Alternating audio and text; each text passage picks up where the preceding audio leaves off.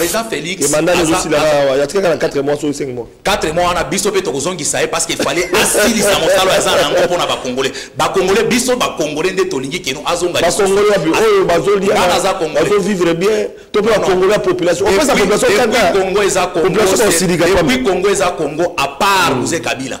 Le président le plus aimé du monde c'est Fachi Beton. Population nyo selingi. À part ba mosusu oyo nde balingi ete par rapport à ba intérêt personnel na bango. Là où Italie sociale la province, là où Italie passe isolé dans la province, insécurité dans la province, alors il y a Mboto Kota, na Italie bana katanga ba kolanda yo, au lobby boni. Na lobby que ba makambo nyonso ezoleka par rapport ya gestion ya le voyant gouverneur Jacques Kabula, bato ba lobby que non Jacques Kabula azo diriger province ya Okatanga bien te wana ezalokota. Jacques Kabula c'est le seul gouverneur mwana mboka oyo a sali vraiment différence ya ba gouverneur mosusu baleka na tête ya province ya Okatanga. Depuis Okatanga eza basalaki découpage parce que Okatanga ezalaki mobimba. Mais depuis que Kabula aza gouverneur, c'est le seul gouverneur akutaki Okatanga ezalaki na chantier. Bato bazalaki na ba courante kure bande ko kende. Donc ba quartier mosusu ezalaki ata na banzela te na ba courante.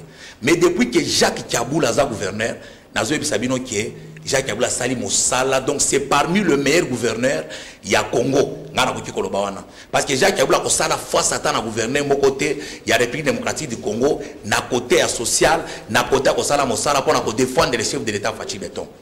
On a l'impression que justice ya mboka ezali na régime ya ndeko Félix Tshisekedi pour na ko traquer opposants. To kota po to ibalika bango ezali ko kende parce que metu za population sengeli oya no yango ozali congolais ozali congomani. Comment na arrestation, il y a mon amboka Salomon Skadela. On est plus proche, il y a ex-gouverneur ya Katanga. Mon amboka Obabengaka, Naba Obabengaka chairman, na Koluba ete Moïse Katumbi.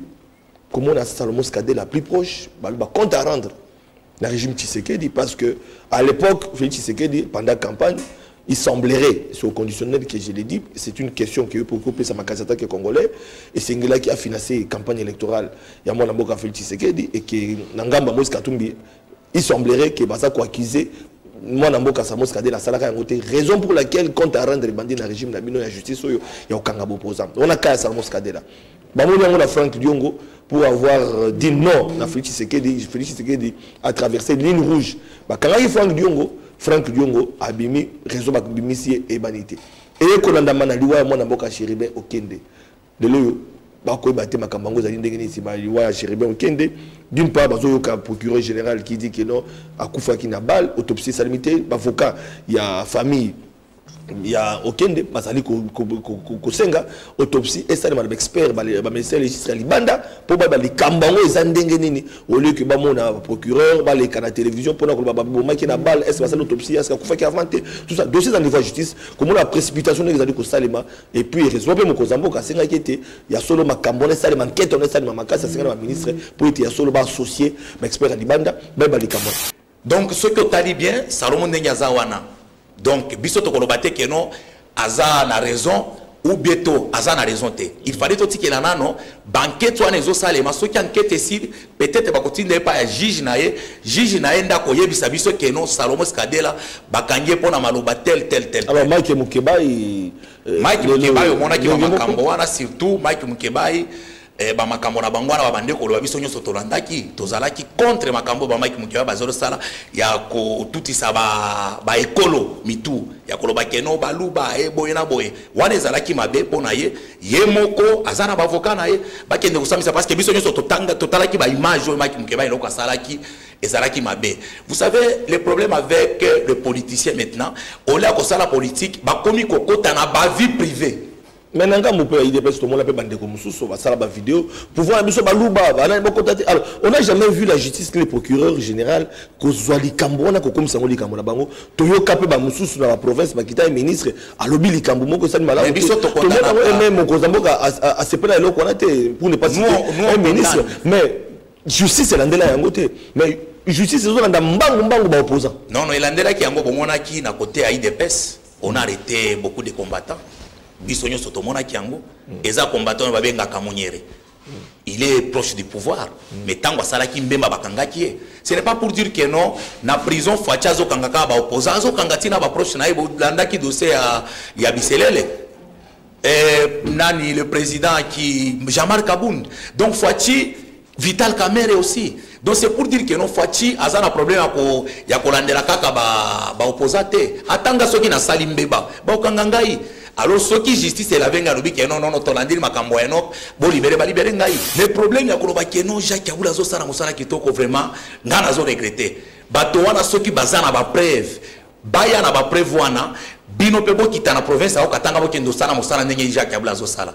Banzeleza kitoko courant partout tozana banzela mosusu papa je vous dis que non il y a d'autres personnes comme j'avais dit d'autres fois na chaussée Bleuvoie chaussée Fati béton. Donc Marchouana, Koutubiso Totiango na Mutute, parce que c'est un parti politique et de Bajen, Bango Balobi que non baza Bajen à Inafek. Mais le Kona Tomoni drapeau, Bango Balobi que non baza Bajen à Inafek. Ce sont des histoires organisées pour déstabiliser la province du Haut-Katanga. Et Batouana va organiser un Gotolanda qui, soi-disant, l'inspecteur Inafek, Azouaki micro, ou Yazo Finga, les représentants numéro 1 chef de l'État. Ah bon? Oui. Tolanda qui a batonyo so baranda qui azo finga représentant chef de l'État. Totuni bango bozo reprocher Jacques Kabula à Salibino nini bazo robate. Donc problème est zawana depuis que Jacques Kabula a créé parti politique naie déjà Kabula bandi kozua batak nyoso bozo mona wana. Donc ce qui va robi que no justice ça besoin na Kabula akokende. Mais jusque là to yebisi bino que no problème ya kato douana eza mascarade bazo robakaka pour na ko bebi sa réputation gouverneur Jacques Kabula. Parce que le gouverneur a sa représentant numéro 1 chef de l'État. Autant il y a un problème, il y a un bakato douane, moi je vois que non, c'est trop bas. C'est trop bas parce que l'Italie a tâté. Allez, Tanzela a tâté. Mbote na bandeko na ngai mbote na bakongomani nyonso mbote na baimboka oyo bolingaka émission na bino papa sentinelle de la République azala bino longo pona kobeta masolo ya mboka tolakaki bino baimboka tokolobela likambo etali justice na mboka na biso bolandaki mokolo ya lobi na mikolo elekaki toyambaki bandeko awa na plateau na biso toyambaki mwana mboka Alain Bolonjoa oyo azali moko ya opposition ya nouvelle classe politique de l'opposition atalisaki mazali koleka na mboka na biso surtout à Betaki c'était na otali justice ya mboka na biso komona mazali koleka justice à double vitesse justice oyo ba komona ezali kaka justice ya bai opposition obako kangaka obako sambisaka ba misusu ba dossier bango koyeba na raté tolobelaki ka ya Mike Mukebai tolobelaki ka ya Salomon Escadela oyo tina mokolelo bandeko balandi nanu ba déféré devant juge naturel na été pour asamba na ngambo opposition ba komona acharnement pe ba ko dénoncer surtout dossier oyo tolobelaki etali mboka Katanga to na province Katanga ozali ko kambama na gouverneur Jacques Kabula bolanda ki ba dénonciation oyo ezako salema no etali ba vol ya ba minerais à ciel ouvert kolandisa mapena oyo etali justice ya kuna ndenge ba oyo bazali ba intouchable ba kotanga ba magistrat batangaki magistrat moko batangaki gouverneur ya province ya Katanga batangaki pe ministre provincial intérieur ya Katanga na yango tolobi ete bandeko balandi to diaka ngulu bitoyi moko te ezali pe na bandeko oyo bako kanisa ndenge mosusu na oyo lekaki na oyo lobamaki pe sengeli ba pesa makanisi na bango na oyo ko salema alors lelo tokolobela likambo etali gestion ya province ya Katanga surtout na oyo toki nungu autour ya gouverneur Jacques Kabula oyo na mikolo ya peut-être beaucoup zoape makanisi na ye kasi tozali na moko azali plus proche na kati ya Lingomba ya baye bazalaka pembeni ya gouverneur Jacques Kabula elongo na tokobeta masolo bolanda ki ba fiche ezaki déjà annoncé à partir de lobby était à cause de la moko na biso toutes nos excuses pour ce léger retard et c'est va été invité azalaki buté na difficulté embouteillage kazala biso elongo tokobanda émission pe tokobeta masolo na il s'agit bongo de na mwana mboka Enoke Mukiela Kasongo na pesi mbote ndeko c'est vraiment quoi mangana émission na biso totala kango émission batonyo so balandaka surtout na province na biso ya Okatanga eza dirigé na le vaillant gouverneur Jacques Kabula Katwa tango beti le vaillant gouverneur na biso bandeko bakola na biso numéro de téléphone ezali affiché beaucoup qui okoma kokoti na message beaucoup tout là nous sommes en direct na pesi mbote sous na bana Katanga bakona na biso na bouquet canal plus 346 pe na pesi mbote na bandeko na mikila poto bandi ko réagir bakola na biso na ngonga op 26 provinces mobimba bakola na biso parce que ezali kango Kamotali, gouverneur. L'autre fois, tout le monde qui Kamotali gestion, il y a Congo central, il y a le gouverneur, Gibandou, Bolanda qui peut par réaction, qui a Batobele, tout le monde qui peut gestion, il y a la province, sous Kassimelo, sur le Kolobela Katanga. Alors, moi, Namboka Enoch, vous allez Moko Solo, vous avez Mamazole Katanga, maintenant, au Italie, gouverneur Jacques Yaboula. D'entrée des jeux, on l'accuse d'abord, Azali gouverneur Moko incompétent.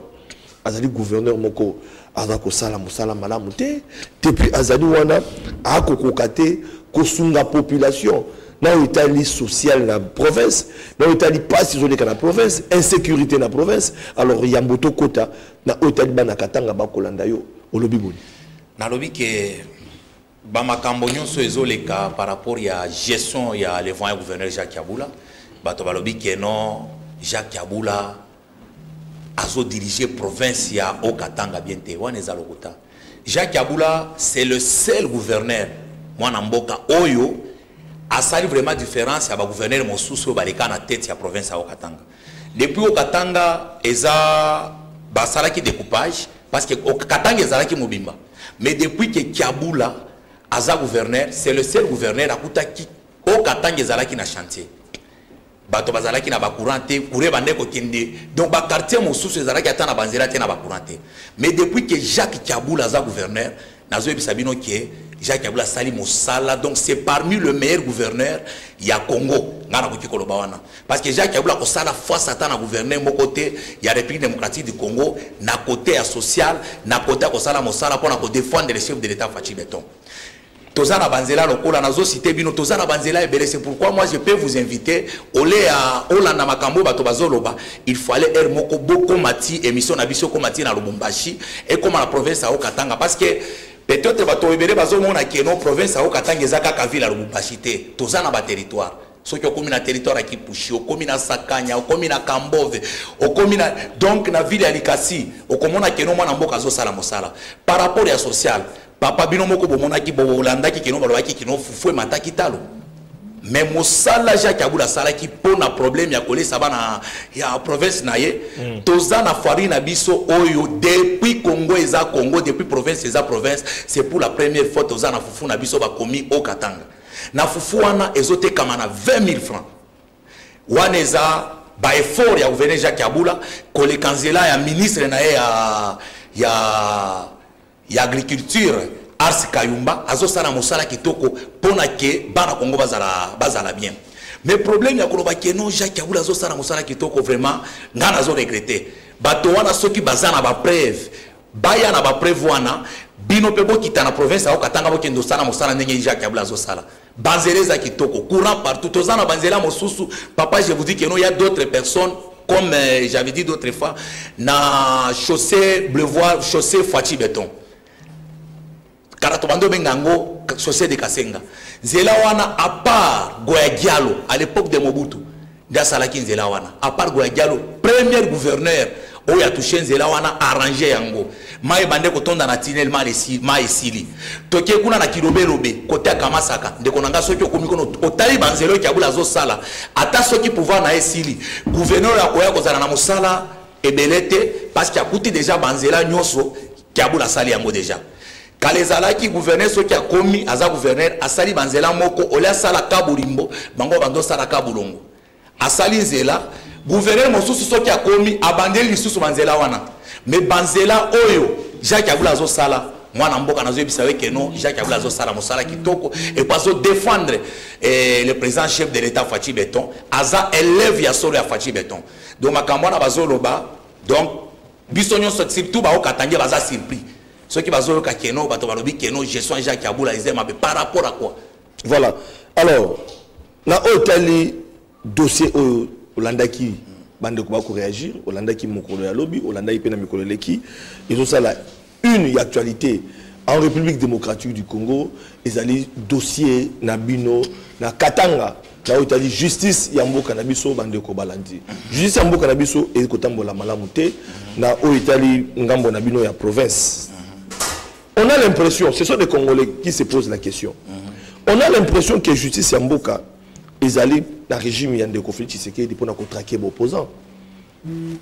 kota po to ibalika bango des alliés au Kende parce que mettons la population c'est ngeli oya no lango otali congolais otali congomani comment na arrestation ya mwana mboka Salomo Skadela oza depuis proche il y a ex-gouverneur ya Katanga mwana mboka o babengaka na ba o babengaka chairman na koloba ete Moïse Katumbi comment na Salomo Skadela plus proche ba compte à rendre le régime Tshisekedi parce que à l'époque Félix Tshisekedi pendant la campagne il semblerait c'est au conditionnel que je l'ai dit c'est une question qui est préoccupée sa makazata qui est congolais et c'est là qui a financé la campagne électorale il y a mon amboka Félix Tshisekedi et que Nangamba Moïse Katumbi il semblerait que basa ko accuser moi namboka Salomo Skadela salaka ya ngote raison pour laquelle compte à rendre bandi na régime na bino ya justice oyo ya okangabo opposant on a ka Salomo Skadela bamoni yango na Franck Diongo pour avoir dit non à Félix Tshisekedi a traversé ligne rouge. Quand il Franck Diongo a bimi réseau bimisi et banité. Et kolanda mana liwa mwana mboka Chéribin Okende. De l'eau bako baté makambango zali ndenge nisi ba liwa Chéribin Okende. D'une part bazo yoka procureur général qui dit que non akufa ki na balle autopsie salimité avocat il y a famille il y a Okende basali ko senga autopsie et ça les experts ba médecin légiste libanda pour ba les kambango ezandenge nini au lieu que ba mona procureur ba les canaux télévision pour na ko ba boma ki na balle est-ce que l'autopsie est-ce que fa inventé tout ça dossier dans niveau justice comment la précipitation des ali ko salema et puis résoudre mo kozambo ka senga ki était il y a solo makambo na salema enquête on est salema makasa senga na ministre pour être il y a solo ba associé ba expert libanda ba les kambo alors au regard la situation où attendre Congomani est-ce que comment la justice a beaucoup d'ambition côté la malam yambona kota sukuna Italie kiabula binonyo sobolanda ki mokonzamboka et moko alobaki ke azad dessus par rapport à justice amboka na biso mais par rapport à dossier à Salomo Skadela wana moni ceux qui dossier jusque là bazo sala banquette biso nyoso tozo tuna Salomo Skadela bakangie pona nini mais wana tokoki kolobate parce que lokola bazo sala nano banquette comme on a qui Franck Diongo bakanga qui me ba libéré donc ce n'est pas pour dire que non pouvoir afati bazo kanga ki kanga batonyo sotoneno ceux qui bakangi mutu peut-être bazo sala banquette après banquette ceux qui salemi ba ko libéré donc ceux qui tali bien Salomo Ndenyaza wana donc biso to kolobate que non aza na raison ou bientôt aza na raison te il fallait tout que la nano banquette wana ezo salema ceux qui enquête ici peut-être ba continuer pas juge nae ndako yebisa biso que non Salomo Skadela bakangie pona maloba tel alors Mike Mukebai omona ki makambo wana surtout Mike Mukebai ba makambo na bangwana ba bande ko lo biso nyoso tolandaki tozalaki contre makambo ba Mike Mukebai bazolo sala ya ko tutisa ba ekolo mitu ya ko lo bakeno baluba boye na boye wana ezalaki mabe pona ye moko azana ba avocat na ye bakende kosamisa parce que biso nyoso totalaki ba image Mike Mukebai loko salaki ezalaki mabe. Vous savez le problème avec les politiciens maintenant au lieu ko sala politique ba komi kokota na ba vie privée.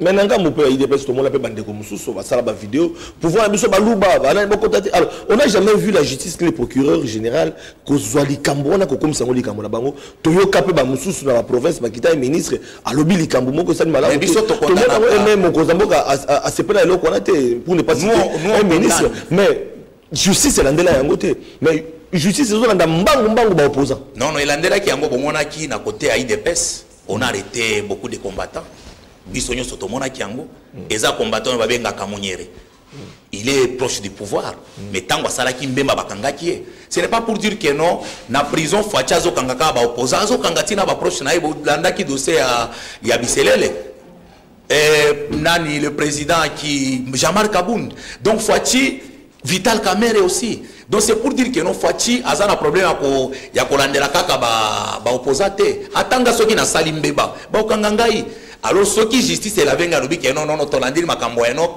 bo libérer ngai donc babi misa makambo na mutu ya koloba que non chef de l'état azokanga kaka ba opposant non na prison kuna batonyo so bazaka ba opposant te ceux qui azokanga ba opposant mais pourquoi bazokanga ba opposant nyonso te. Mais nous avons notre monsieur l'ancien premier ministre qui est Matata Pognon.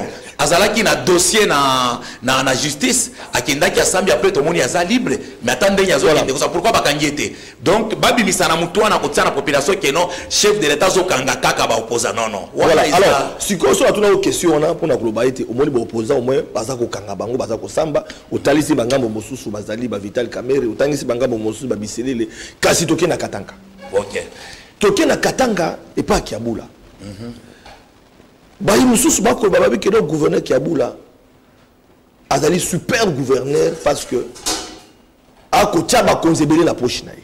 Mais toute la population au Koyano Nango. Ba constater li Kambotali vol la minerai ba ko dénoncer na Katanga. Oyo ebungi e yibami. Dengeni ba camion ba ko kanga. Binenge ba lobby be ba s'adresser na mokonza mboka une lettre ouverte au monde la vidéo. Peut-être une minute, comment baza ko accuser les jeunes étudiants, les jeunes avocats, ba ko accuser procureur général ya bino kuna na état di mazali koleka pona ko tali ça a été makambo zali koleka zali madame te parce que makambango justice e fongo li dossier mais pas intouchable bazali batangi ministre provincial ya bino batangi ministre provincial intérieur batangi gouverneur Kiabula batangi procureur moko o abino teveza dote bande ko balandi bona nano bilenge oyo lettre ouverte ba kotanga ba adressango na mokonza mboka Félix Tshisekedi Tshilombo bon on a kidika moza ali blagité bolanda nano. Et jeune avocat, avons l'honneur de vous saisir pour vous informer de l'état désastreux de la justice au Katanga et vous demander de prendre les mesures qui s'imposent pour restaurer la crédibilité de la justice ternie par les agissements de ceux qui sont chargés de rendre les droits. Comme on le dit dans la Bible, la justice élève la nation. Malheureusement, dans notre cas, la justice détruit notre nation. Nous avons salué votre discours empreint d'une profonde lucidité. Votre parole vous honore. C'est à l'aune de votre discours que nous prenons la liberté de vous écrire. Excellence, Monsieur le Président de la République. L'état de la justice que nous avons dressé n'est rien face à ce qui se passe dans les cours et tribunaux du Katanga. La justice a cessé d'y être rendue. Sous la houlette du procureur général de la cour d'appel de Lubumbashi, les voyous sont protégés tandis que les honnêtes gens sont victimes de tracasseries. Vous vous souviendrez qu'accusé d'avoir détourné des camions de cathodes de cuivre, le ministre de l'Intérieur du Haut-Katanga, M. Eric Mutandala, a pris la fuite. Le respect du sacro-saint principe de présomption d'innocence nous interdit de dresser une conclusion hâtive sur cette affaire. Toutefois, nous jeunes juristes, nous nous étonnons de voir que le procureur général Rockefeller Lukwamona Masanka Amputu est lui-même accusé d'avoir détourné lui aussi des camions de cathodes de cuivre sans qu'aucune poursuite ne soit engagée contre lui. Drapé dans sa dignité, le procureur général vit dans la parfaite impunité et s'exonérant de rendre compte à quiconque hormis sa conscience. Malheureusement, nous constatons que sous la houlette du procureur général près la cour d'appel de Lubumbashi, Rockefeller, Lukwamona, les décisions de justice se marchandent. Les intimidations succèdent au chantage. La corruption gagne chaque jour les plus hautes instances de nos cours et tribunaux. Tout se négocie. Au Katanga, avec le procureur général, qui se dit l'ami du président de la Cour constitutionnelle, Dieudonné Kamuleta est l'intime de votre vice-premier ministre de l'Intérieur, Peter Kazadi, cette maxime tombe à pic. Excellence, Monsieur le Président de la République, aux décisions de justice uniques et orientées, le procureur général Lukwamona se distingue par un comportement indigne de la fonction qu'il occupe. Pour finir, ils invitent le président de la République à diligenter une enquête. Ndeko balandi beaucoup landa bolandi ba bilenge ndenge na utuko babino kasi y réaction pour la population la marche ya une affect si je me trompe pas o ba ko yimba nzembo ya mabena boy ko tia ba image wana avec élément sonore avec son parce que ba nzembo ba ko yimba ezali ba nzembo ya malamu te boko mona bango bilenge ba ko tambola na Katanga pona baza ko tambola contre gouverneur Kiabula banzembo bako yembela ye wana bandeko balandaki ko tiango te boyo kango alors yango na lingai kaka illustré pona ko lakisa ete mbutu population ya Katanga balingi Kiabula te wala zali question na alors nazongi pandeko Enoki Mukela Kasongo alors mona mboka tout ce que nous voyons là Qu'est-ce qui se passe avec le ce sont gouvernement? des dossiers organisés par quelques membres. Parce que ngai nazo marché ba moté.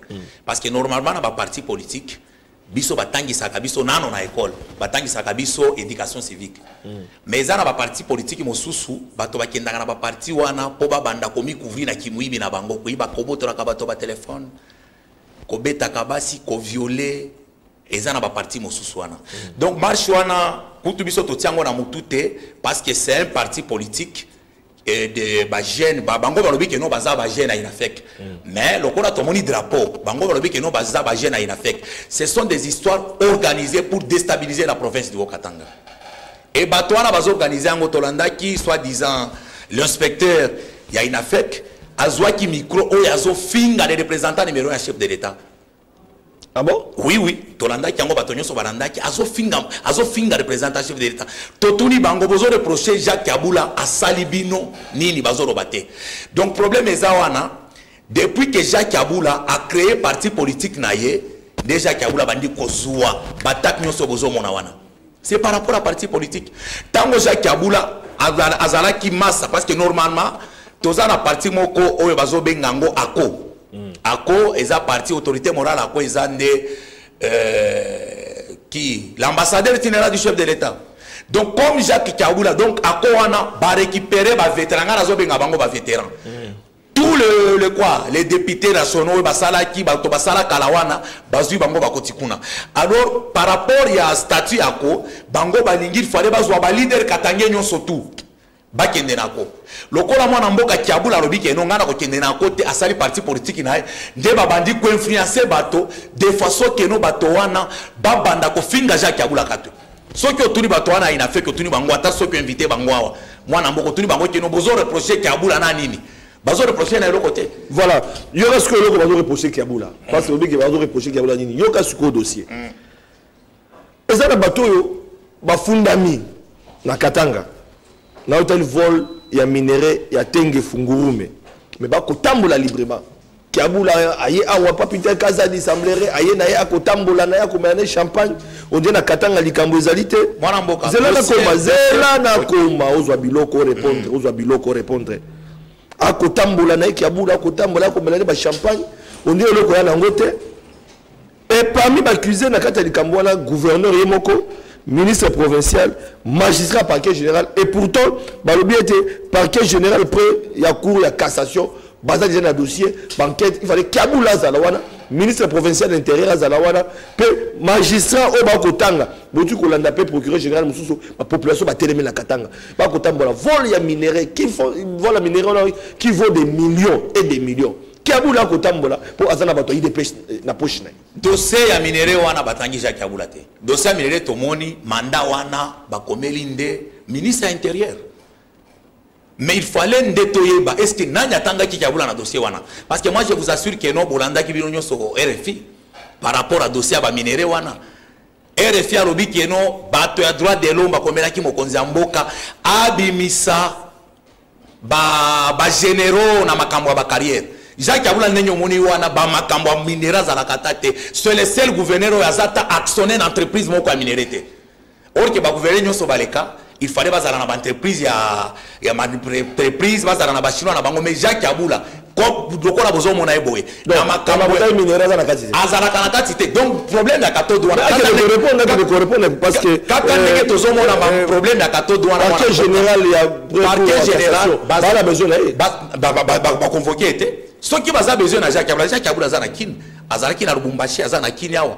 Il fallait pas convoquer, mais jusque là, la dossier wana ya ministre provincial naie, ministre dossier wana. Ministre jusque là tout moni document mandat d'amener ministre provincial. Mais biso to yebi que non ministre Kabula kimisi. Non to yebite parce que tozo Hollande ministre ya nini ya intérêt auti koleka na RFI. Alobi il fallait to zela yemo kwa loba ke bakato douane kei wa nani ministre intérieur ministre Eric Muta bitonyo so to yebi place azate metolanda ke na RFI aleki ndenge non, Eric Mouta a quitté. Eric Mouta senga qui mo konzina que non, il fallait qu'il ne repos. Le corps a ministre et puis Eric Mouta qui n'a ordre de démission signé par le gouverneur de la province. Jusque là, Tozoro Banabino, Eric Mouta zana repos. Akimité, mais ceux qui répondent à Essili, mais Tozoro Kakakaboye, Azore Karabaye, Refi, Alobi Keno, Makambo Yabakato Douana, Talakaka 120, ceux qui 120 tonnes, il y a 14. Makambo Abouzo, on va qu'il nous côté ça gouverneur de la province, quelqu'un qui gère, quelqu'un qui gère les milliards de dollars pour la province. Baki ndoko tsaina babuzo ba boy banquette ezali ba sala banquette ministre tango akosiri sa répondre à senga ki congé na ya kenda ki voie normale ba komela ki lettre mais to bandiko yoka kaka bato na ye ba bandiko luka o baki ko tumbandako baki ko sala biloko boy tout ça ce sont des fausses informations. Tozela tango koya oyo bako convoquer ministre ya intérieur tango kotanga toye ba bato ya kotanga bato bazwa ki bakato douana. Mais quand on est gouverneur de la province, Jacques Kabila, vraiment ça c'est regrettable. Moutazo gérer la province à Okatanga. Na 120 kilos, qui sont combien de kato douana. Mais bato ba ibi ba kato douana. Comment on a kaka? Pourquoi bato baza agité par rapport à dossier à kato? Bato tout le monde sont agités, bazo agité. Mais il fallait bâtir katan. Ya koroba keno justice c'est ça la mosala. Moi namboka je vous dis que nous nandenge dossier à kato et kobada ndenge kosila. Bakotanga Jacques Kabila te. Voilà. Alors, ma réaction aux alliés, je m'appelle parce que tout le téléphone ouvert, parce que tout ça pour éviter le dossier est très sensible. Parquet général, le pré-cours de cassation, Azali na dossier, vont la minerer beaucoup l'anda bandeko, batanga ba généraux, batanga banan. On a cité le gouverneur Kiaboul, on a cité le ministre provincial et intérieur, on a cité aussi un magistrat. On a quatre dossiers, bolandi pe ba gène batanga batanga procureur général. Alors, moutou on a quatre dossiers, on a c'est très sensible. D'un coup, ça m'appelle à téléphone ouvert pour des questions. Alors, bateau bazo koma, bazo ratidi en coma. Donc, autant quelques questions pour des conabiso à répondre. Alors, nous prenons une question. Il y a téléspectateur Nabiso à lobby. Bonjour Tokundolango. C'est malheureux si jusqu'aujourd'hui on continue à avoir des gens qui passent sur le plateau des chaînes de télévision pour chanter la gloire des politiciens. Le monsieur dit qu'il y a le courant partout. Qu'il vient à Lubumbashi ou qu'il demande aux habitants de Kamalondo comment on vit avec le courant. Papa, Kamalondo eza munene. Kamalondo eza munene. Kamalondo eza pembeni ya stade Mazembe. Donc Kamalondo te. Mais moi je suis le problème courant qu'on a problème. Problème à courant ta soki ezali, mais bazana courant. Problème à courant biso nyo soto yebi keno ba moi de l'estage ezali mais courant ezali. Kamalondo eza place au bisonyo soto kenaka ko sepela eza pembeni ya stade ya tout puissant Mazembe. Mais ceux qui peut-être les lots ceux qui bazana courant te, peut-être koya. Donc c'est que est vrai à koloba keno courant ezate. Non non, courant ezali. Na Kamalondo ceux qui bana Kamalondo bazo la nanga peut-être ba quartier mosusu bazo bungisa peut-être ba câble ba biloko mosusu wana. Ya koloba keno Kamalondo courant ezate, dans ça c'est compliqué. Alors là où tu le gouverneur, est-ce que gouverneur Kiaboula a coquille parce que au lobby mandezate contre Yebomoni Angote, mais nous vous apprenons, d'après certaines sources, ministre provincial intérieur, il y a le gouverneur Kiaboula et les magistrats aussi. L'autre magistrat qu'on cite pas les noms pour ne pas faire la publicité dans Bango. Bazali Batoyo, Bazana besoin na Bango, na procureur, il y a cour de cassation pour qu'il ne corresponde à l'enquête, il y a un dossier, il y a minerai à Tengefungurume. Alors, le gouverneur est disponible à Katanga, à Zongikuna, pour répondre à ceux qui ont besoin. À Kokende, à ça gouverneur de la province, et puis c'est le seul gouverneur, au temps à Kota qui gouvernera, à Kenda qui n'a pas déclaré, mais qu'on a union surtout à Kota qui n'a pas déclaré. À Kenda ou déclaré en gros. À Kendo déclaré biloko na ye. Donc ceux qui va lobi que nos justice a besoin à Kabula. À Kokende. Mais jusque là, tu as vu si bino que nos problèmes ya kato douana, eza mascarade, bazoro bakaka. Pour na sa réputation au gouverneur Jacques Kabila. Parce que le gouverneur a sa représentant numéro 1 chef de l'État. Autant il y a un problème, il y a un bakato douane, moi je vois que non, c'est trop bas. C'est trop bas parce que Italie a tâté, Aleka Tanzela a tâté. Parce que Tokyo Tangi, aux Olanda, Bamaloba, Oyo, Batona, Bazoro, Bawana, Barobi, que non, Tango Bakato douane Bunga, qui gouverneur Jacques Kabila, Azalaki Atanambokate. Azalaki n'a mis son chef de l'État Tindaki en Chine. Tango Azongi, directement ministre intérieur, Barobi, que non. J'ai beaucoup travaillé parce que c'est... Il est fort. Parce que le ministre intérieur aussi a beaucoup travaillé à Sanga Kinokopema. Est-ce que c'est pour Yabaki Kambozoya? Et que le gouverneur peut-être a évité. Peut-être gouverneur a évité. C'est pourquoi tu as dit que le local a dossier dans la justice. Voilà. Biso to kosala makelele était local là. Bato ba proche à ministre intérieur bazo sala makelele. Ce qui dossier dans la justice, ngana ko tu ko avoyer na lo bakeno ministre intérieur a ebe lo côté. Mais tozo kaka kama makelele bato na ye barobi ke non makambo kato tomoni tina ba député mosusu o bazo tia des ordres na province kuna basali na ba polo ba komi 14. Voilà. Merci beaucoup de Komoro a commis le biso à partir de Mikila Poto. Plus 44 à lobby. Est-ce que tu tout nan de konabiso na Katanga aibisa biso kuna farine à 20 000 francs les autres kamawapi. Non non ba farine à 20 000 francs wana eza ba farine ya province. Ce qui est na ba commune nyon soto. OK na commune 20 000 francs dans sac. Sac mobimba 20 000 francs. Okay. Ba commune au Katanga. Ce qui est na commune roi chez Zali. Tous les 7 communes à Villa Lubumbashi. Ba farine Ezali. Effort ya gouvernement provincial ba commis yango province au Katanga. To boiti ko pesa ngo ba commerçant pourquoi ceux qui ba pesi bango bazo changer ba sac. Ba changer ba sac. Baté basak mosusu et puis baté qui yango na ba 50 000 45 000. Merci beaucoup. C'est pourquoi gouverneur voilà. Bonjour papa Sentinelle dans zone d'Abino à partir de Bruxelles. Ah. Merci beaucoup Ndeko. Ngana kase motuna botuna ndé mituna c'est vrai que besoin d'abiso tout ça na bouquet Canal Plus mais tout ça a besoin mituna par rapport à sujet nabiso. Merci beaucoup na ba fidèle ça tout le nabiso batali bada. Bonjour papa Flavien Makambo moto ya union sacrée on a atika lokuta. Vous avez union sacrée? Moi je ngana za na union sacrée. Ngana za na action pour l'unité nationale. Les union sous Action pour l'unité nationale, les plateformes où ils ont soutenu mon Konzamboka pour na pesa majorité et puis ko pesa parti Kiabula. Te ngana za na parti Kiabula te. Parti Kiabula za sous. Eza Ardev, mais ngana za na parti Kiabula te. Ngana za na action pour l'unité nationale. Kutu ngana za ta na union sacrée te. Ngana zolo bande makambo ya mboka. Na Katanga, Katanga et puis makambo ya province ngana zo fa. Bato ba ngima contredire bon raconter na makanisi. Donc à la union sacrée c'est un Congolais. D'abord moi ici je n'ai pas même de l'union sacrée ni de l'action pour l'unité nationale. Ici je suis Congolais puis un Katangais valeureux. Un Katangais. Oui, je suis un Katangais valeureux. Oui. Ah, OK. Donc bato nanga bituna par rapport à la province. Nani Joseph Kabila. Nani? Joseph Kabila na Kashamata, à l'aise. Non, à l'aise. Boso mona azo tambola dernièrement Zalaki Kolwezi. Donc nous avons un président. Après la présidence, il y a une vie. Il y a une vie. Est-ce que vous l'avez fait Tshisekedi après au tambola? Oui, oui. À cause à l'aise. Bis omoni président Félix. Et maintenant nous aussi là, il y a 4 mois sur 5 mois. 4 mois on a biso pe to kozongi ça parce qu'il fallait asili sa mosalo ya zana ngo pona ba Congolais. Ba Congolais biso ba Congolais nde tolingi keno azonga. Ba Congolais bazo vivre bien. To pe la Congolais population. On peut sa population quand Congo eza Congo. Depuis Congo eza Congo à part Moussé Kabila. Les présidents les plus aimés du monde c'est Fachi Beton. Population nyo selingi. À part Bamosu Soyo, ne balingi était par rapport à intérêt personnel na bango. Monsieur, on maudit seul notre pays avec ses louanges. Kamalondo n'est pas grand comme vous le dites, la toute petite commune, mais elle souffre grave. On ne connaît même pas les délestages, les courants partent à tout moment, c'est triste. Papa, Motoana lobi peut-être azana Kamalondo te. Parce que ceux qui ont place au bisogno soto kendo sala ambiance. Ceux qui ont commis ata ceux qui ont commis na Lubumbashi.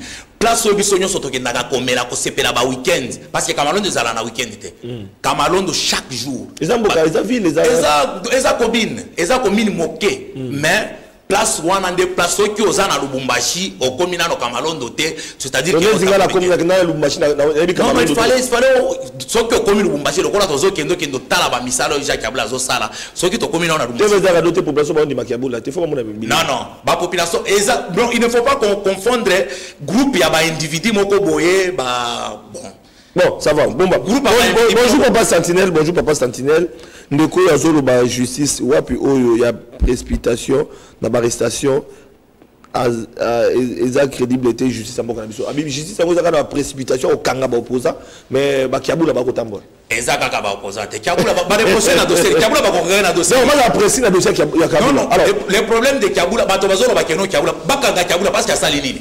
Parce que groupe ya ba quelques vagabonds bafandi kaka boye bakomi bapolo na bango bakoti na nzela babandi ko finga directement Kiabula directement procureur général obi keno na kangi Kiabula parce que groupe ya vagabonds moko boye batambuli te. Kamoni ndeko oza problème na à répondre à obi j'habite à Kamalondo.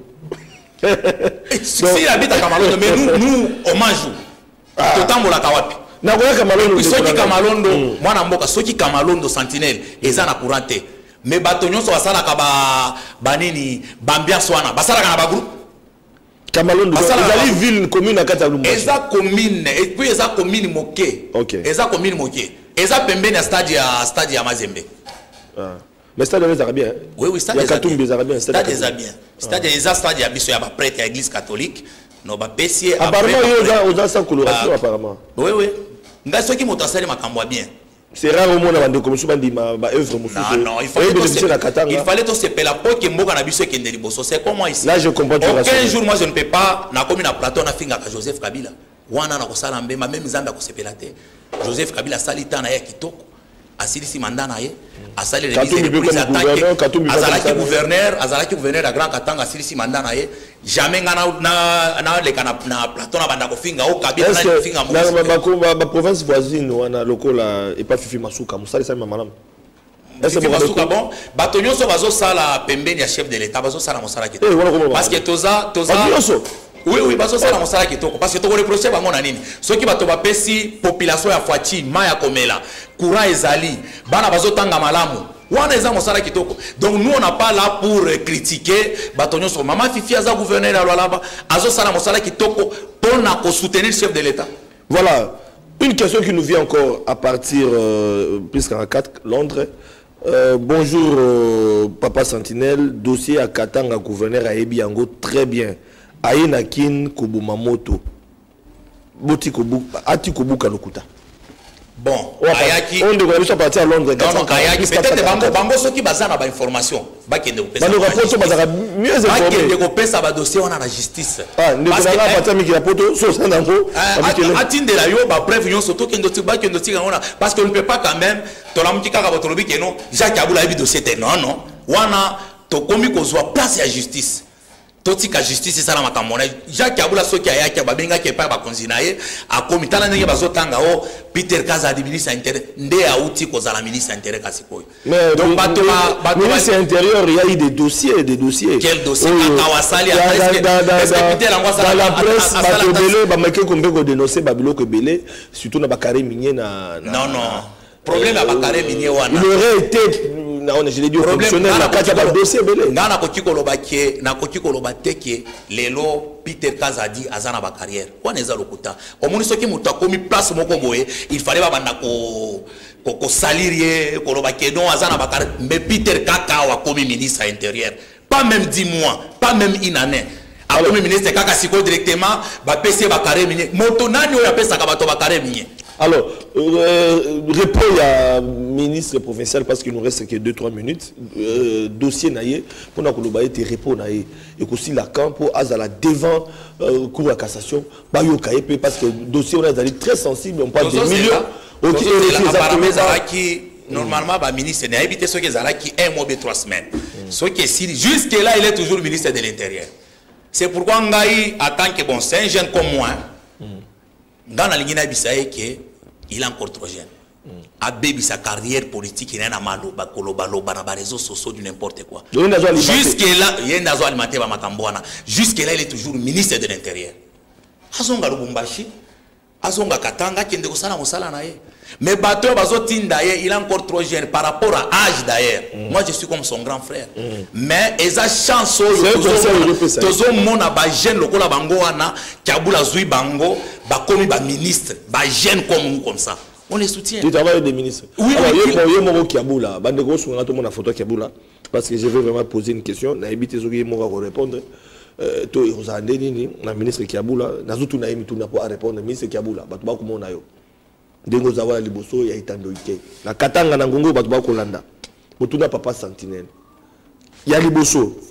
Pona nini batu ba kulu bakaka mabe na yo. Mingi na population. Pona nini batu ba kosala marche na Katanga. Eza parti mo. Pona nini na Katanga on vous reproche au pesaka occasion te na ba opposant. Basa la manifestation na bango. Ba pesika ya ba désolé de salemaka na conclave ya Katumbi tanga komaka. Pour te permettre à être bablobi sous au Pékin ça ba entrer nous sous na kat on en parle vrai ou faux et puis pour nous à la rababa au lobarate pour na nini on tient la photo na epita parce que dans la photo na mona na yemoko na ebité pour na nini au lobarate pour ba tout senga ba loba oyo kayo pour ebi ngana te pour ba question biso ba ngana to ebité pour to lobarango to tuna na bituna na batonyoso émission oyo okolanda Félix Tshisekedi dans le kana na micro oyo. Yato Kondola. Mais bino bosse. Vital caméra les canaux micro. Pour citer Bazana Katuana, Bemba na Salanemi. Si Bemba aussi une fois une interview avec Jean-Pierre Bemba. Pour citer Bazana dans le cabinet de Kobana Mokozamboka, si là on attend où est le cas, et ça va Martin Fayou les autres, aux gouverneurs à province et Sengeli Oloba, Bakongomane pe Bayokayo. Nazongi pa na yo siko. À Koloba parce que avant le bon na politique, au côté lobby est belé, mais kaka maloba na yo moko ekangisi yo. C'est pourquoi Jacques Aboula. Non, question que je vois papa sentir le groupe Afandi Kimia, mais il fallait batoba c'est le trop batoba. Salo ya zo sala, désolé qui c'est puis par rapport à Koloba Keno batoba lingier, c'est le gouverneur ba population sur 100%. Batobele balingier. Bakola no la kata. Bakola na retour. Balo bakaka to kata na réseaux sociaux. Jacques Aboula c'est le gouverneur le plus bateau balingier qui tout. Et puis il faut bateau balingier te ezaka moi c'est pourquoi je vous dis que nous ezaka moi basombeli bateau bazododo bapesi bango jamba les responsables c'est parmi les gouverneurs bateau balingier par rapport à dossier à Moïse Katumbi moto soki alingia sala manifestation basenga ke pas gouverneur te. Nous avons maire de la ville Moïse Katumbi soki azala le maire sera bloqué bakomeli maire de la ville ceux qui attendent à l'objet que non par rapport à la sécurité parce que ils ont la peine à conseil urbain maire de la ville a commis un conseil à l'objet que non par rapport à la manifestation telle n'a pas ça la moté a commis les bango ça ne regarde même pas les gouverneurs. Le maire de la ville a une injonction qui Kinshasa. Non, on a quoi que vous en goûtez, il y a beaucoup de choses. Parce que marche belé na Lubumbashi, ils la même Katumbi kaka Sentinelle. Lubumbashi eza lokola Kinshasa te. Kinshasa te.